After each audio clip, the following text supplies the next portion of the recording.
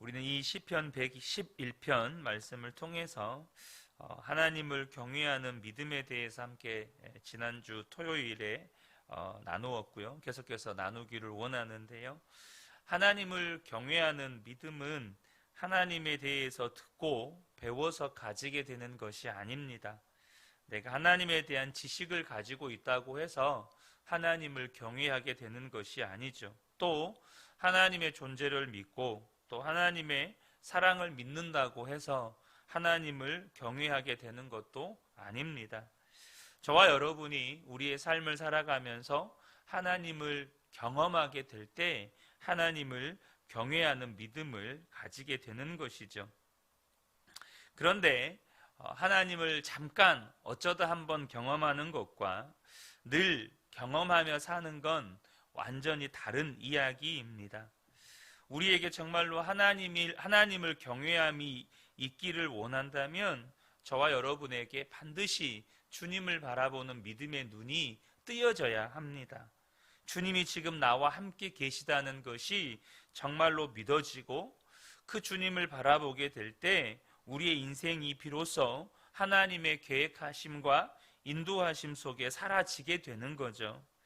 주님이 함께 계시는 것이 믿어지는 것, 그리고 그 주님을 바라보면서 살면서 날마다 그 주님을 의식하며 사는 것이 하나님을 경외함의 실체인 것이죠.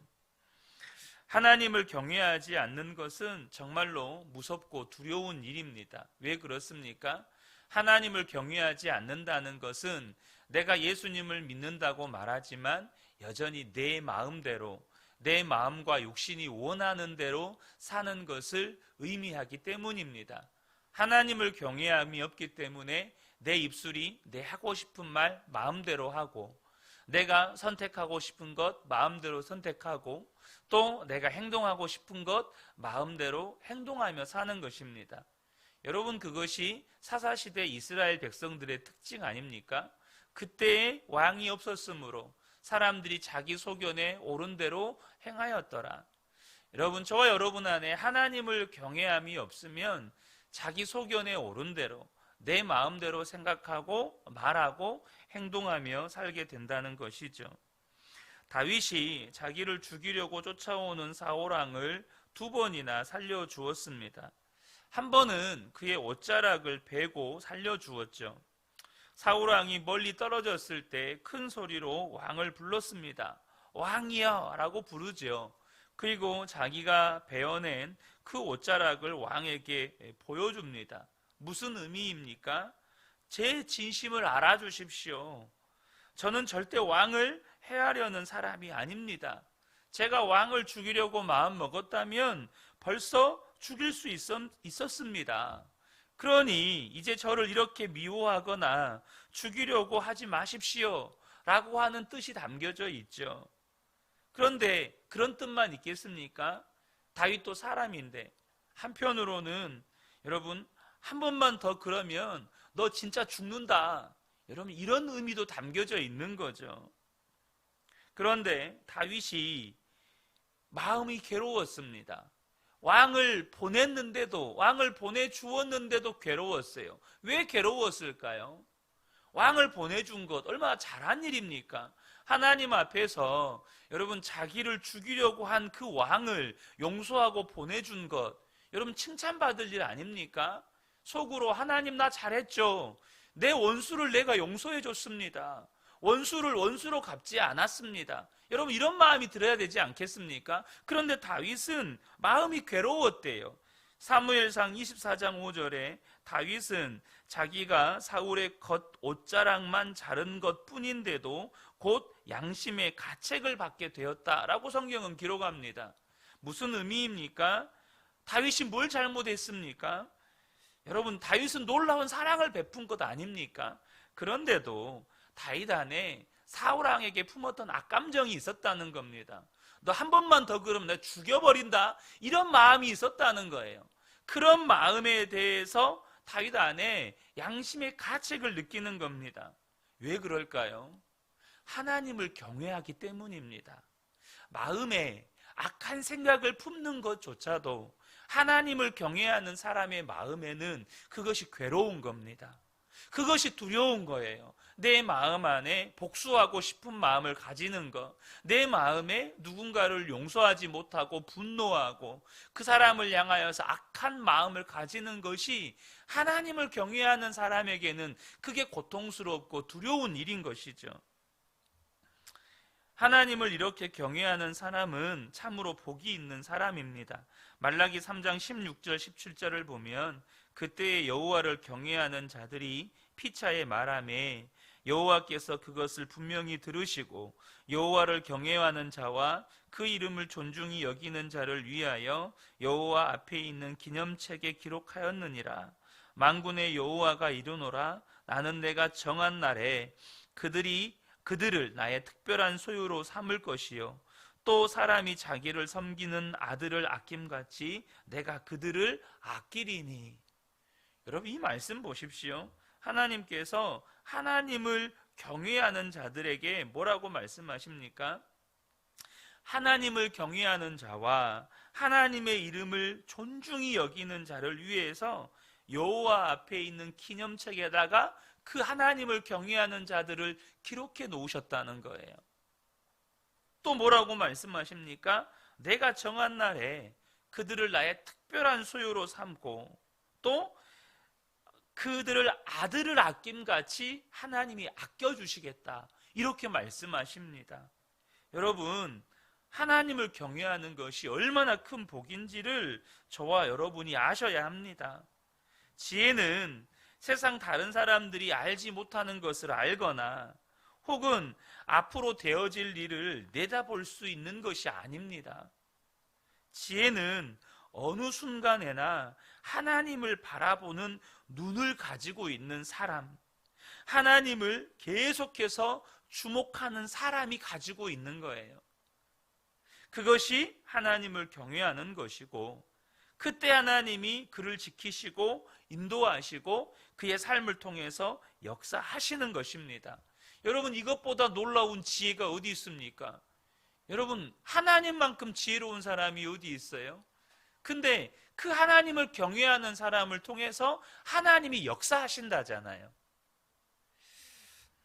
사람들은 하나님께서 자신의 삶 속에서 역사하지 않으신다고 말씀하는 사람들이 있습니다.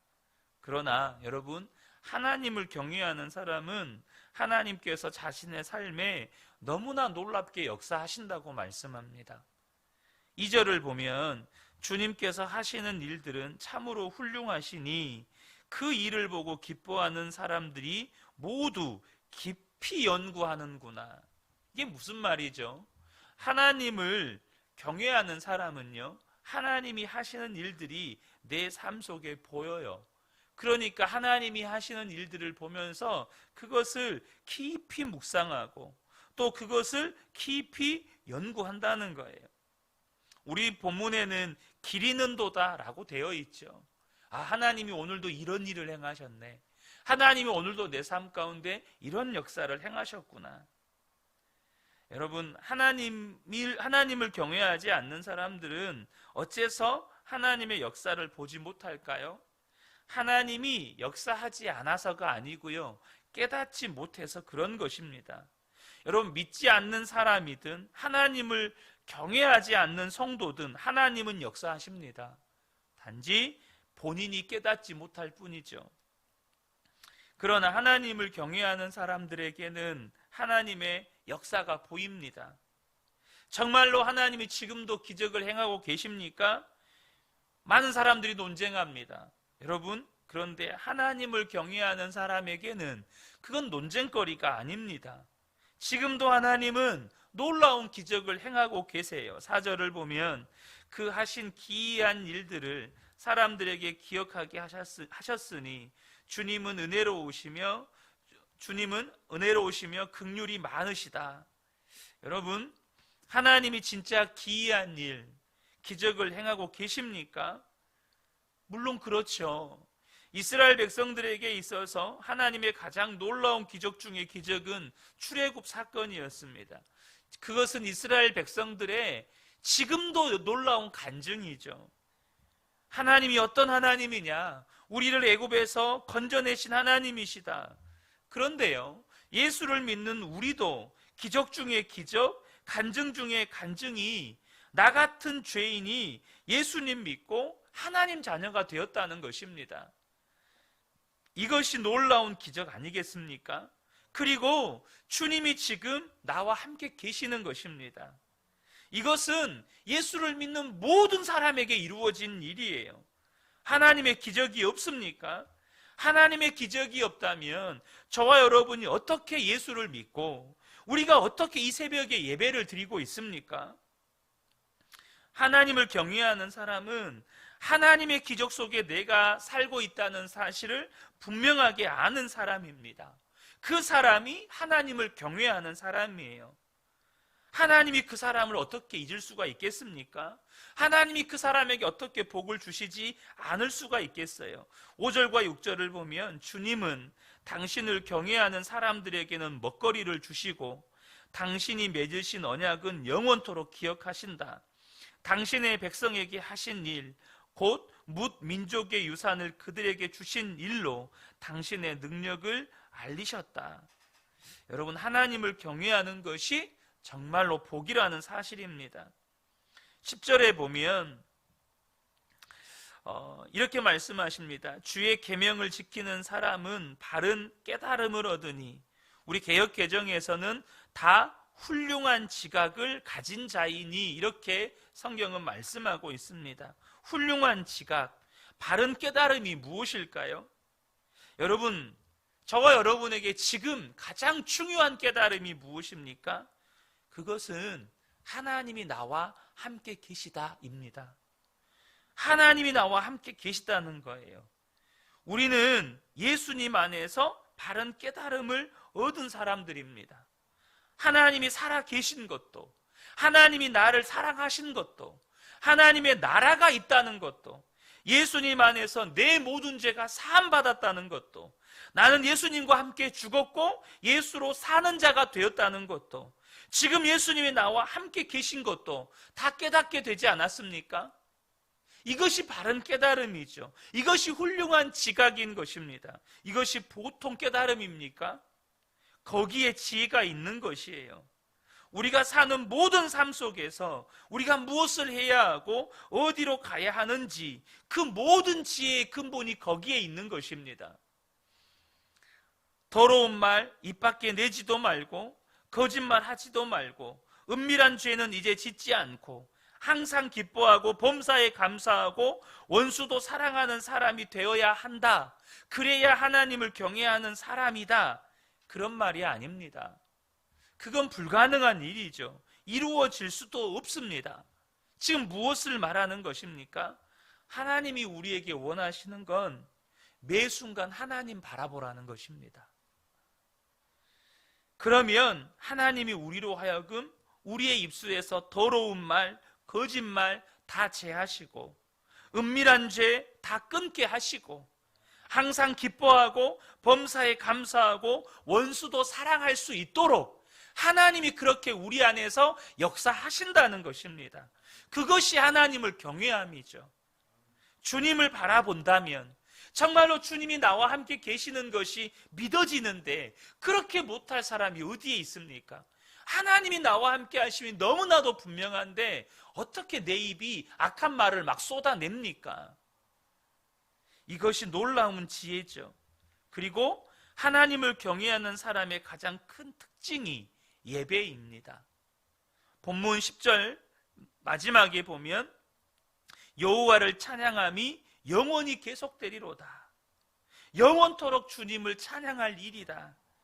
여러분, 예배는 하나님을 경외하는 사람의 가장 큰 특징이고 가장 중요한 일이고 하나님을 경외함의 시작입니다.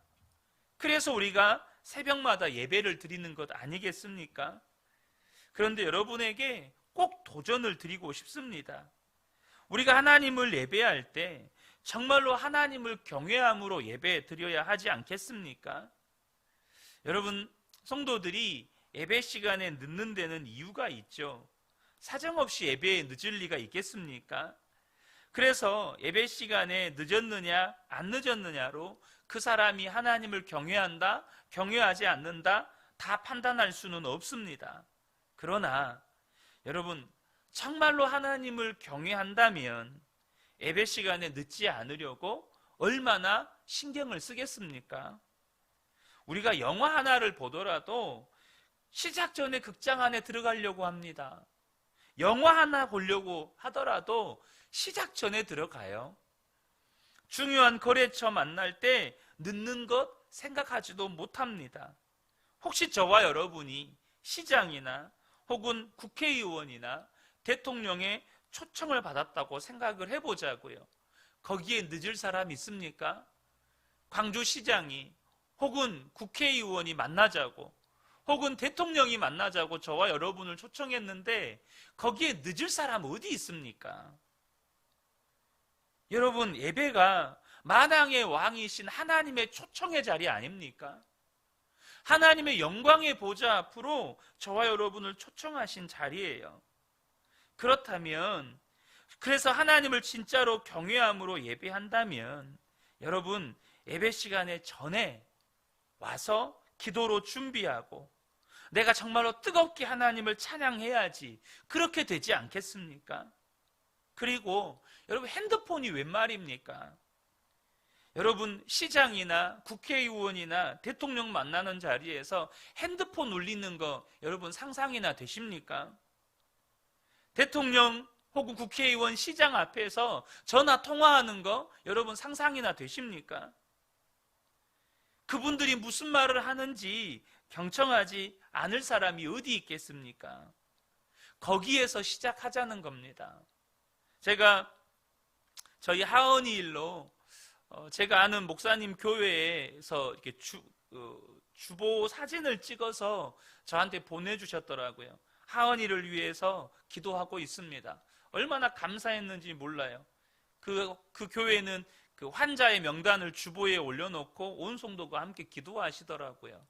그런데 제 눈에 저희 하은이 이름과 하은이의 병명이 있는 것도 보았는데 더 재밌는 게 하나가 있었어요. 이 교회는 이렇게도 이렇게도 주보에 올려놓으시는구나. 그게 뭐였냐면 예배 시간에 핸드폰은 마귀의 유혹입니다. 이렇게 써져 있더라고요. 아예 주보에다가 예배 시간에 핸드폰은 마귀의 유혹입니다. 이렇게 써놓으셨더라고요. 이분 정말 이 목사님 지혜다. 저는 그렇게 느꼈어요. 여러분, 그게 그냥 핸드폰 예배 시간에 핸드폰 하지 마세요, 단지 이런 의미일까요? 그건 진짜입니다. 여러분으로 하여금 하나님 바라보지 못하도록, 하나님의 말씀에 집중하지 못하도록 우리의 신경을 분산시키고 우리의 시선을 빼앗는 모든 것은 마귀의 유혹입니다. 하나님을 경외하는 삶의 시작이 예배니까 예배부터 하나님을 경외함으로 해보자는 거예요. 하나님을 경외함이 예배의 중심이니까. 그때 예배를 통해서 세상을 이길 힘을 얻게 되는 것입니다. 사랑하는 성도 여러분, 모세는 살인자였고 도망자였습니다. 그러나 하나님은 모세를 위대한 지도자로 사용하셨습니다. 다윗은 살인자였고 간음자였습니다. 그러나 하나님을 경외하는 위대한 왕으로 사용하셨습니다. 주님이 그렇게 하신 것입니다. 우리가 매일 주님을 바라보고 살면, 그렇게 주님을 바라보는 믿음의 눈이 뜨여지면 저와 여러분을 통해서 주님은 일하십니다. 하나님을 경외하는 사람을 통해서 하나님은 역사하시는 거예요. 사랑하는 성도 여러분, 저와 여러분이 어느 순간에도 하나님께 시선을 두시는 복된 분들이 되시길 축복합니다. 그래서 저와 여러분의 삶을 통해서 하나님이 날마다 역사하시고 그 역사가 날마다 내가 경험되어지는 역사가 되시기를 예수님의 이름으로 축복합니다. 아멘.